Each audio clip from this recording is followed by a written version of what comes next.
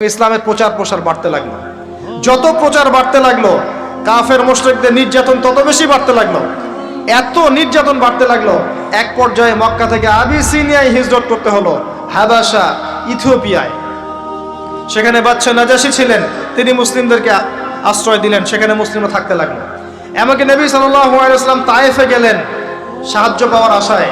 তায়েফবাসী খারাপ ব্যবহার করলো, তাকে রক্তাক্ত করলো, তিনি আবার মক্কায় ফিরে আসলেন। তিনটা বছর গাছের ছাল পাতা খেয়ে সাহাবায়ে কেরামকে শিয়ারে আবু তালেবে রাত দিন কাটাতে হলো। 3 বছরের বয়কট জীবন। এরপরে একই বছর অল্প কয়েকদিনের ব্যবধানে চাচা আবু তালেব এবং স্ত্রী খাদিজা রাদিয়াল্লাহু আনহা ইন্তেকাল করলেন। নবী সাল্লাল্লাহু আলাইহি ওয়াসাল্লাম বিষণ্ণ হয়ে পড়লেন। আল্লাহ পাক তাকে মেরাজ ঘটালেন, তার সমস্ত বিষণ্ণতা দূর হয়ে গেল। নবী সাল্লাল্লাহু আলাইহি ওয়াসাল্লাম 11তম বর্ষে ইয়াসরিব থেকে আগত 6 জন যুবককে দাওয়াত দিলেন, যাদের নেতা ছিল সাআদ বিন জুরারাহ রাদিয়াল্লাহু আনহু। এই 6 জন ইয়াসরিব মানে মদিনা থেকে এসেছিল, তারা ইসলাম কবুল করে আবার মদিনায় ফেরত গেল। তার পরের বছর তারা আরো 6 জনকে নিয়ে আসলো, 6 যোগ 6 মোট 12 জন। এর পরের বছর মুসআব বিন উমাইর রাদিয়াল্লাহু আনহুর দাওয়াতের ফলে 12 থেকে 75 জন মানুষ মদিনা থেকে এসে ইসলাম কবুল করলো। মদিনায় হিজরতের পটভূমি তৈরি হলো। নবী সাল্লাল্লাহু আলাইহি ওয়াসাল্লাম তার পরের বছর হিজরত করলেন মদিনায় সাহাবায়ে কেরামকে নিয়ে। এই যে মদিনা, এটাই হলো প্রথম ইসলামিক স্টেট। কথা কি বুঝতে পারছেন? ওই দাউদ এবং সুলাইমান আলাইহিস সালামের পর এবং ইউসুফ আলাইহিস সালামের যুগের পর এই মদিনাই হচ্ছে পরবর্তী ইসলামিক স্টেট। এখানে ছিল রাষ্ট্রের সমস্ত সংজ্ঞা, এখানে ফুলফিল হলো। এখানে জনগণ হলো, এখানে সার্বভৌমত্ব থাকলো, এখানে গভর্নমেন্ট হলো, এবং যার প্রেসিডেন্ট স্বয়ং মুহাম্মদ সাল্লাল্লাহু আলাইহি ওয়াসাল্লাম। আমার কথা কি বুঝতে পারছেন? আমি একটু দ্রুত নিয়ে যাচ্ছি আপনাদেরকে, সময় শর্ট। এবার এই মদিনাকে প্রোটেক্টেড করার জন্য নবী সাল্লাল্লাহু আলাইহি ওয়াসাল্লাম সামরিক বাহিনী থেকে শুরু করে ইকোনমিক বেস, আপনার পলিটিক্যাল অ্যাফেয়ার্স, সমস্ত বিষয়গুলো করতে লাগলেন। এক পর্যায়ে আবু সুফিয়ানের কাফেলাকে আক্রমণকে কেন্দ্র করে বদরের যুদ্ধ হয়ে গেল, আর এই যুদ্ধে মুসলিমদেরকে আল্লাহ পাক বিজয় দান করলেন। তার পরের বছর উহুদের যুদ্ধ হলো। আমাদের একটা ভুলের কারণে আমরা এই যুদ্ধের সাময়িক বিপর্যয় শিকার হলাম। পরাজিত হয়নি, সাময়িক বিপর্যয় শিকার হয়েছে। স্বয়ং নবী সাল্লাল্লাহু আলাইহি ওয়াসাল্লামকেও মার খেতে হয়েছে। জি, এবং 70 জন সাহাবী এখানে ইন্তেকাল করেছেন, শাহাদাত বরণ করেছেন, যার মধ্যে হামজা রাদিয়াল্লাহু আনহু ছিলেন। এর পরের বছর 10,000 সৈন্য নিয়ে মুশরিকরা আক্রমণ করলো মদিনা। এখানে 1.5-2 মাস মদিনাকে অবরোধ করে রাখলো। এটা হলো খন্দকের যুদ্ধ, আহজাবের যুদ্ধ। সূরা আহজাব পড়ে দেখেন। এরপর তারা ফিরে চলে গেল। এবার নবী সাল্লাল্লাহু আলাইহি ওয়াসাল্লাম বললেন, আজকের পর থেকে তারা আর আমাদেরকে আক্রমণ করতে পারবে না, আমরাই করবো ইনশাআল্লাহ। এরপর নবী সাল্লাল্লাহু আলাইহি ওয়াসাল্লাম দাওয়াত বাড়াতে লাগলেন, ইকোনমিক বেস বাড়াতে লাগলেন, সামরিক বিষয়গুলো শক্তিশালী করতে লাগলেন, এবং গোত্রে গোত্রে ইসলামের দাওয়াত পৌঁছে দিতে লাগলেন। এক পর্যায়ে স্বপ্ন দেখলেন তিনি মক্কা তাওয়াফ করছেন। সাহাবীরা বুঝে ফেললেন যে আমরা মক্কায় ঢুকবো। তারা ইহরাম বেঁধে মক্কায় ঢুকতে লাগলেন। প্রতিবন্ধকতা দেওয়া হলো হুদাইবিয়া নামক জায়গায়। হুদাইবিয়া নামক জায়গায় খালিদ বিন ওয়ালিদ, যিনি তখন ইসলাম কবুল করেননি রাদিয়াল্লাহু আনহু, তিনি মুসলিমদেরকে ঠেকিয়ে দিলেন, যাওয়া হবে না। এর ফলশ্রুতিতে এখানে চুক্তি হলো, যেটাকে আমরা হুদাইবিয়ার সন্ধি বলে থাকি। চুক্তির প্রতিটা দফায় বাইরের চোখ দিয়ে মনে হয় যে আমাদের প্রতিকূলে যাচ্ছে, কিন্তু আদতে এগুলো আমাদের অনুকূলে ছিল। কি দফা? 10 বছর আমরা যুদ্ধ করব না, ওকে ডান।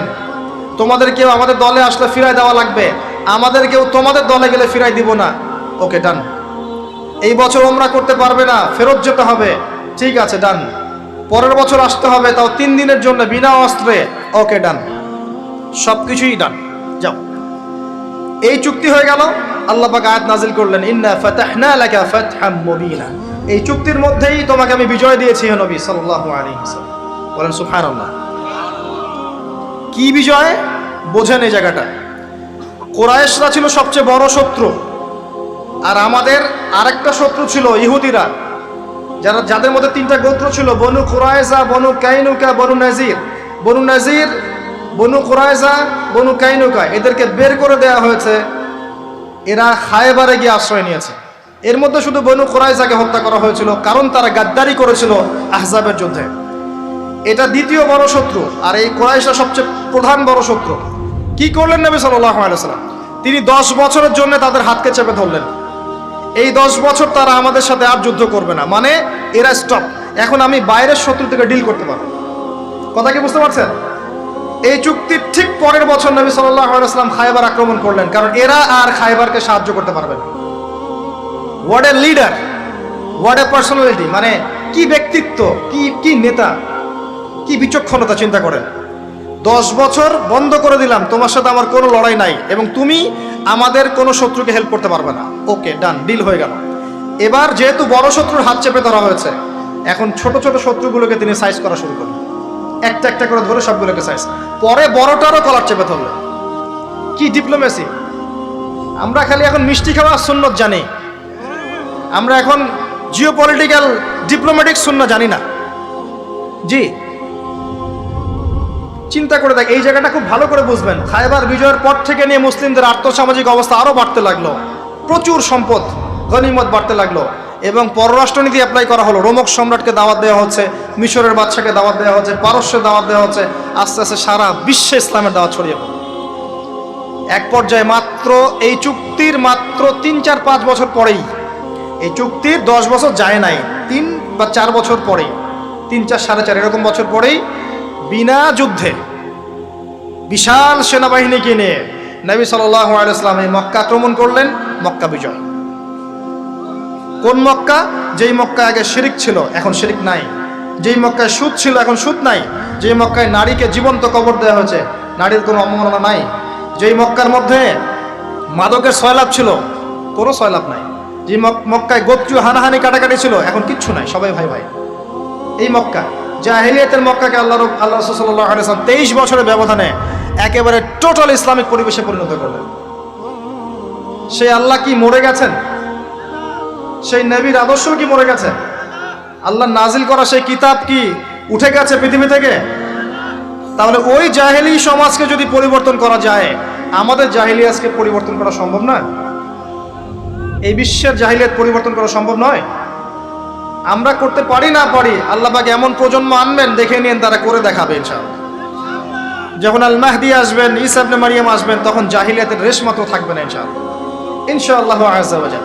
এর আগ পর্যন্ত কঠিন সময় আছে, ওই কঠিন সময় যাওয়ার আগে আরেকটু পথ পাড়ি দাও আপনাদেরকে। মুহাম্মদ সাল্লাল্লাহু আলাইহি ওয়াসাল্লাম এই যে মক্কা ইসলামিক পুরো একটা এনভায়রনমেন্ট প্রতিষ্ঠা করলেন, এরপর কি এটা থেমে গিয়েছিল? এরপর আবু বকর সিদ্দিক রাদিয়াল্লাহু আনহু এসেছেন,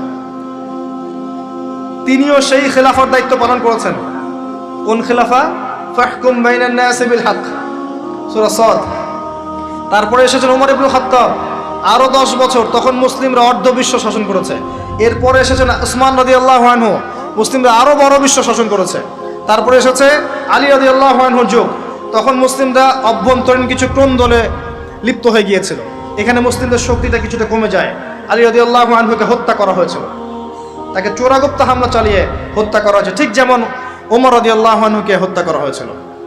এরপর কি হয়েছে? এরপর মুসলিমদের মাঝে আস্তে আস্তে ফিতনা বাড়তে শুরু করেছে। একদল মানুষ বের হয়েছে যারা বলেছে যে আলী রাদিয়াল্লাহু আনহু তিনি নবী, নাউজুবিল্লাহ।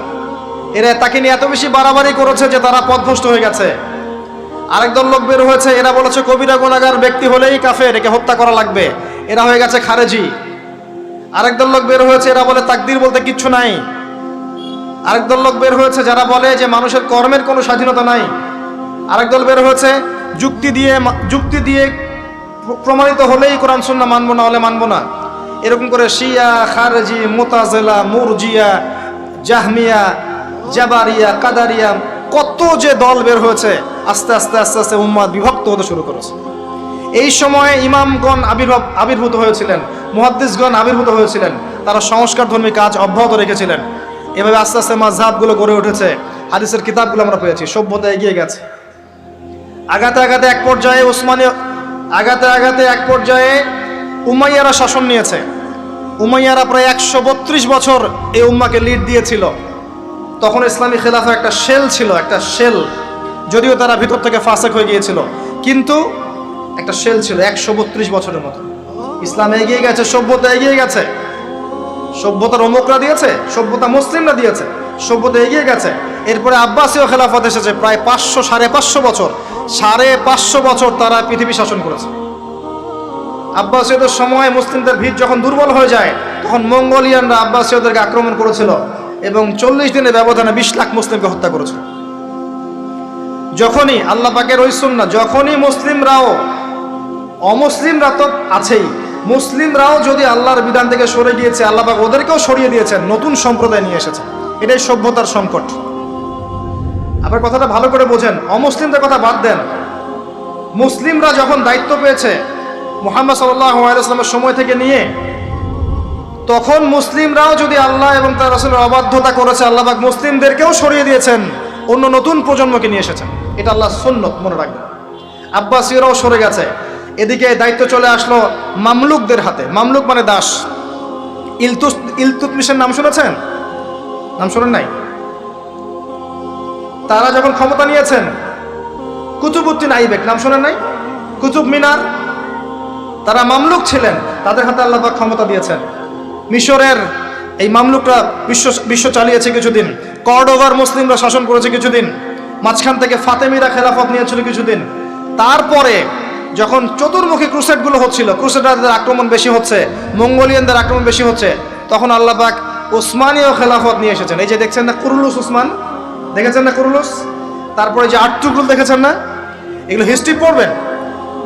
আর্তুগরুল গাজীর ছেলে কুরুলুস, কুরুলুস তো বীরত্বের কথা। উসমান গাজী, তার হাত ধরে অটোমান এম্পায়ার প্রতিষ্ঠা হয়েছে। কত বছর শাসন করেছে তারা? কত বছর? তারও বেশি, 600+ তারা শাসন করেছে। এদের মধ্যেও প্রথম দিকে শক্তি ছিল, ক্ষমতা ছিল। আস্তে আস্তে এরা দুনিয়া পূজারি হয়, ক্ষমতা চলে যায়। একই সুন্নাহ, সভ্যতার এই টোটাল সংকটের চিত্র একই। যখনই মানব জাতি আল্লাহর বিধান মেনেছে, রাসূলের আনুগত্য করেছে, আল্লাহর দেখানো পথে চলেছে, আল্লাহ দুনিয়াতে সম্মান দিয়েছেন, পরকালে জান্নাত দিয়েছেন। আর যখনই কোনো জাতি হোক, সেটা মুসলিমরাও, যখনই আল্লাহর বিধান মানে নাই, রাসূলকে মানে নাই, প্রবৃত্তির আনুগত্য করেছে, তখন আল্লাহ রাব্বুল আলামিন তাদেরকে সরিয়ে দিয়েছে। এখন ওসমানীয়দের পতন হয়ে গেল ফার্স্ট ওয়ার্ল্ড ওয়ারের পরে, প্রথম বিশ্বযুদ্ধের পরে। এটা একটা বিস্ময়কর বিষয়। দুইজন ব্যক্তির হত্যাকাণ্ডকে কেন্দ্র করে আস্তে আস্তে যুদ্ধে জড়িয়ে যাচ্ছে অস্ট্রিয়া হাঙ্গেরি, তারপরে এদিকে আপনার সোভিয়েত ইউনিয়ন, জার্মানি, এদিকে ব্রিটেন, পরে আসছে আমেরিকা, এদিকে ফ্রান্স। সবাই মারামারি করতে করতে করতে 4-5-6 বছরের ব্যবধানে দেখলেন যে আপনি মাশাআল্লাহ 3-4 কোটি মানুষ মরে শেষ। First world war history. আবার ওই একই চেতনা থেকেই হিটলার চিন্তা করছিল যে আমার হারানো জায়গাগুলো ফিরে পেতে হবে। একটা এক্সট্রিম জাতীয়তাবাদের চেতনায় সে পরবর্তীতে আবার জার্মানদেরকে ঐক্যবদ্ধ করতে থাকে। অভ্যন্তরীণ বিষয়গুলোকে ডিল করার পরে সে যখন পলিটিক্যাল ক্ষমতায় যায়, সে তখন ওই হারানো জায়গাগুলো ফিরে পাওয়ার চেষ্টা করতে থাকে, সামরিক বাহিনী শক্তিশালী করতে থাকে। এক পর্যায়ে পোল্যান্ডকে আক্রমণ করাকে কেন্দ্র করে ব্রিটেন এবং এই ফ্রান্স এর সাথে আবার জার্মানির কলিশন শুরু হয়ে যায় দ্বিতীয় বিশ্বযুদ্ধ। দ্বিতীয় বিশ্বযুদ্ধ হতে হতে এক পর্যায়ে আমেরিকা জয়েন করে, এদিকে জাপান জয়েন করে, আস্তে আস্তে অটোম্যানরাও জড়িয়ে পড়ে। এই যে অটোম্যানরা, তার আগেও তারা জড়িয়েছে আপনার ফার্স্ট ওয়ার্ল্ড ওয়ারে, তারা ফার্স্ট ওয়ার্ল্ড ওয়ারেই জড়িয়েছে। সেকেন্ডটাতে আসলে ওদের তেমন কোনো অস্তিত্ব ছিল না। আস্তে আস্তে জড়িয়ে পড়তে পড়তে ওই যে হিরোশিমা নাগাসাকির বোমাবাজি দিয়ে যুদ্ধ শেষ হয়, সারেন্ডার করে। শুরু কোথায়, শেষ কোথায়? বিশ্ব দেখলো কিভাবে মানুষ মরলো। কিয়ামতের আলামত ছিল এগুলো। বেশি বেশি মানুষ মারা যাবে, মানুষ জানবে না কি কারণে মারা হচ্ছে আমাকে, আর হত্যাকারীও জানবে না কেন মারছে আমি তাকে। এটাতে আরও প্রায় 7-8 কোটি মানুষ মরে শেষ। আর সামনে আপনাদের অপেক্ষা করছে ইনশাআল্লাহ তাআলা আরেকটা ওয়ার্ল্ড ওয়ার, যেটা হবে ইনশাআল্লাহ আল্লাহু আ'লাম বিস-সাওয়াব, যেটা হবে নিউক্লিয়ার ওয়ার, যার ব্যাপারে হাদিসে এসেছে ইরাকের ফোরাতের সোনাকে কেন্দ্র করে যুদ্ধটা হবে, যেখানে 99% কমব্যাটেন্ট মারা যাবে। প্রতি 100 জনের মধ্যে 99 জন যোদ্ধা এখানে মারা যাবে, 99%। আর ঢাল তলোয়ার দিয়ে যুদ্ধ করলে 99% মানুষ মারা যায়। নিঃসন্দেহে এখানে এমন কোনো ওয়েপন্স থাকতে হবে যেটা ম্যাস ডিস্ট্রাকটিভ, নিউক্লিয়ার ওয়েপন্স থাকতে হবে, যেটার সামনে বিশ্ব দাঁড়িয়ে আছে। তবে এই পুরো ঘটনায়, এই অটোম্যানদের পতনের পর থেকে, ফার্স্ট ওয়ার্ল্ড ওয়ারে যখন তারা পতন হয়ে গেল, তারপর থেকে ওয়ার্ল্ডকে রুল করা শুরু করে দিল বড় বড় কিছু পরাশক্তি। যেমন প্রথমে কিছুদিন রুল করেছিল জার্মানি, তারপরে ব্রিটেন, তারপরে আমেরিকা, এখন রুল করতে যাচ্ছে ইসরায়েল। আস্তে আস্তে আস্তে আস্তে সভ্যতা এগিয়ে যাচ্ছে। এবং এই সময় এসে নবী সাল্লাল্লাহু আলাইহি ওয়াসাল্লাম অসংখ্য ফিতনার কথা আপনাকে বলে গেছেন। এই সময়টা আপনি পার করবেন, মানুষ সকালে মুমিন থাকবে, বিকেলে কাফের হয়ে যাবে, বিকেলে মুমিন থাকবে, সকালে কাফের হয়ে যাবে। নগ্নতা বাড়বে, জেনা বাড়বে, ধর্ষণ বাড়বে, হত্যা বাড়বে, পারিবারিক মূল্যবোধের অবক্ষয় ঘটবে, পিতাকে সন্তান হত্যা করবে, সন্তান মাকে হত্যা করবে, ভাই ভাইকে হত্যা করবে, ভাই বোনকে হত্যা করবে, ম্যাসাকার অবস্থা হবে। যত দিন যাবে নবীজি বলেছেন আস্তে আস্তে মানুষের এই ফিতনাগুলো বাড়তে থাকবে, মেয়েদের সংখ্যা বাড়বে, ছেলেরা কমে যাবে, সময় সংক্ষিপ্ত হবে, বেশি বেশি ভূমিকম্প হবে, মহামারী, দুর্যোগ, বন্যা, জলোচ্ছ্বাস বাড়তে থাকবে, পৃথিবীতে কলুষণ বাড়তে থাকবে।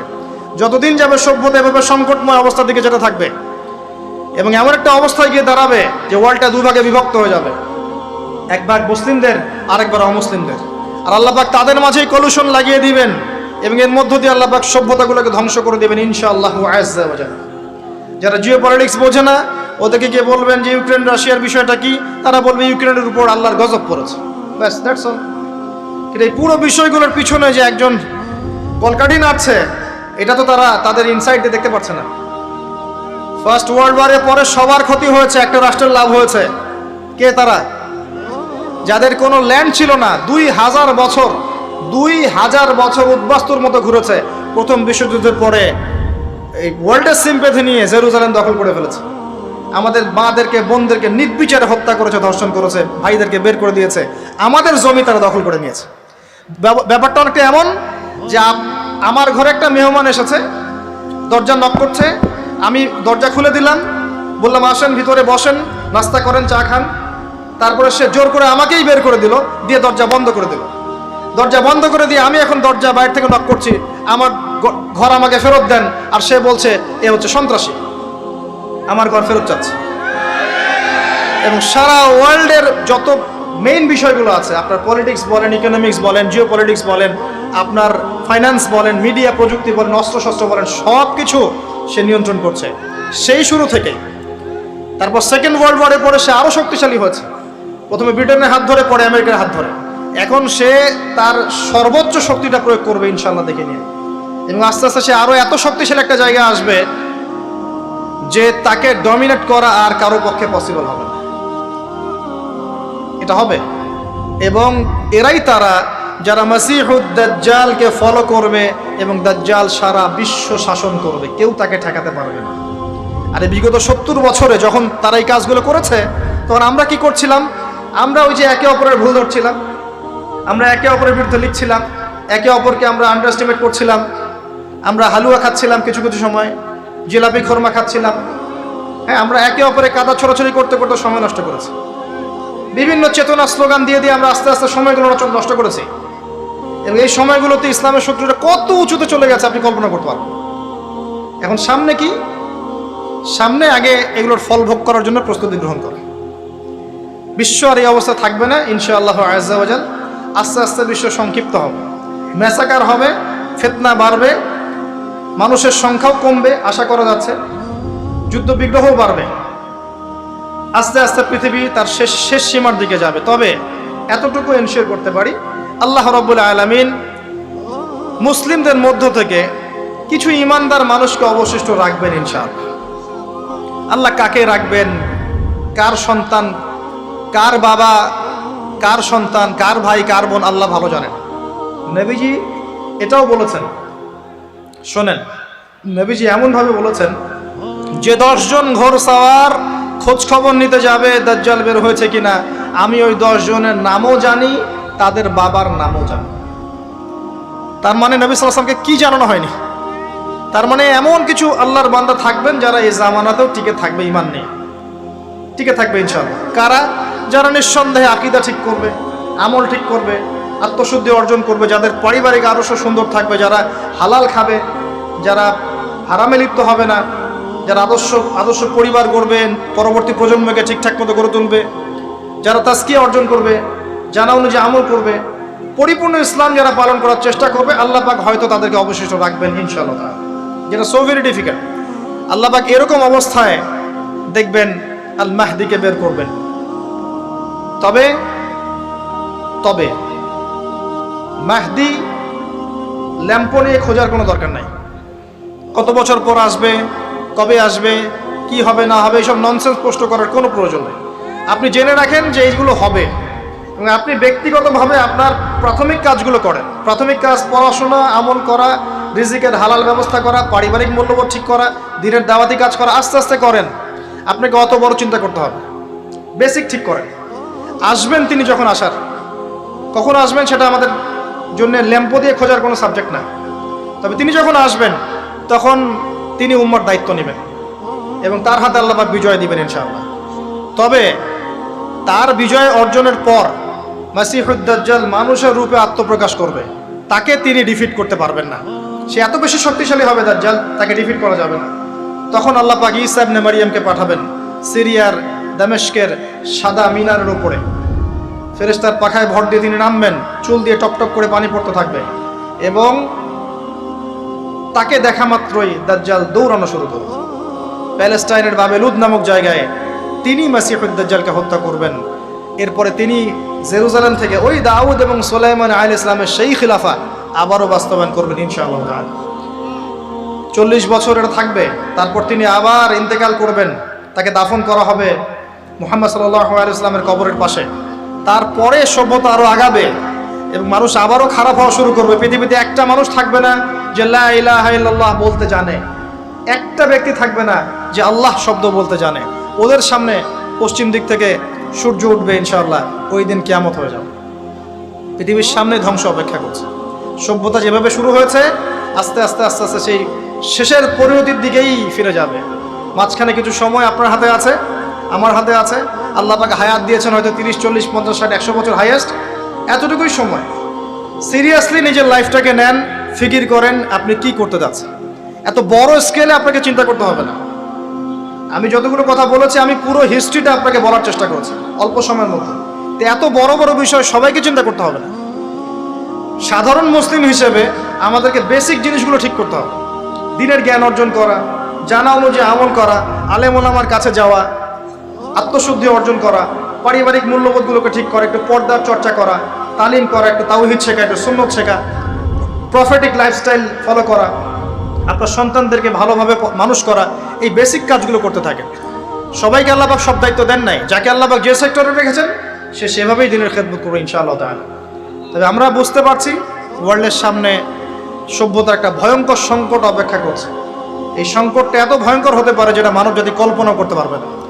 আমরা আল্লাহর কাছে দোয়া করব আল্লাহ পাক যেন যত ভয়ঙ্কর সিচুয়েশনই হোক না কেন আমাদেরকে যেন ঈমান এবং আমলের হালতে রাখেন, ওই হালতেই মৃত্যু দেন। আল্লাহ পাক আমাদের দোয়া যেন কবুল করেন, আমিন।